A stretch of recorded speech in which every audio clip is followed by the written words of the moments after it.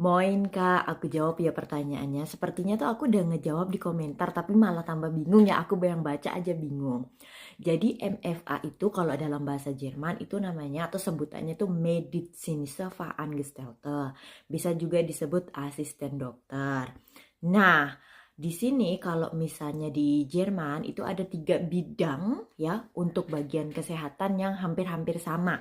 Yang pertama itu PA di bawah seorang dokter. Jadi strukturnya itu dokter, PA, MFA sama Pflege. Seperti itu ya. Ini yang versi aku menjelaskan yang lebih ringkas.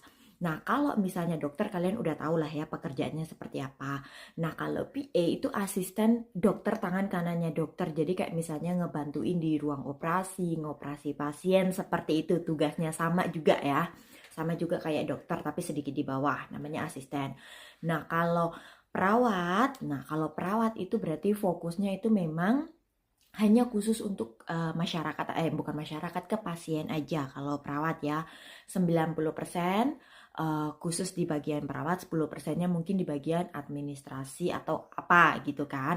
Tapi kalau misalnya anak Ausbildung perawat, kalau misalnya aku ngomongnya kurang tepat, tolong dikoreksi ya, tolong dikoreksi. Nah, kalau perawat seperti itu. Kenapa aku bilang seperti itu? Karena memang aku pernah FS-shot, kebetulan di bagian Altenheim, ya kan, ya juga kan Pflege, Hilvarin, apakah sebutannya kan seperti itu kan. Jadi kurang lebih seperti itu gambaranku.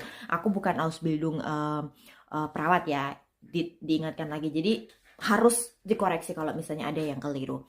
Nah, yang ini yang terakhir itu MFA. Jadi sebenarnya yang aku bikin tingkatan-tingkatan itu cuma menggambarkan saja ya. Sebenarnya nggak ada tingkatannya, sowieso pekerjaannya juga sama. Nah, kalau MFA, aku bekerja sebagai MFA. MFA itu bisa disebut asisten dokter, tapi tidak apa ya? Tidak seperti PA. Jadi dia itu ngebantuin semua apapun yang terjadi dengan dokter. Misalnya seorang dokter buka praksis karena MFA itu pekerjaannya itu hampir 90% tuh di praksis. Mereka bisa kerja di Altenheim juga bisa, di Krankenhaus juga bisa. Cuma memang rata-rata di praksis dokter ya.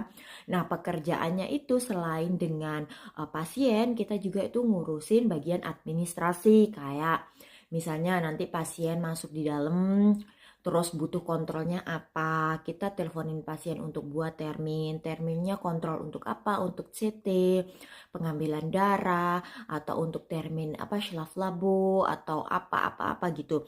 Jadi memang dua-duanya dicampur jadi satu, misalnya bagian pembayaran. Misalnya kita ngurusin juga pasien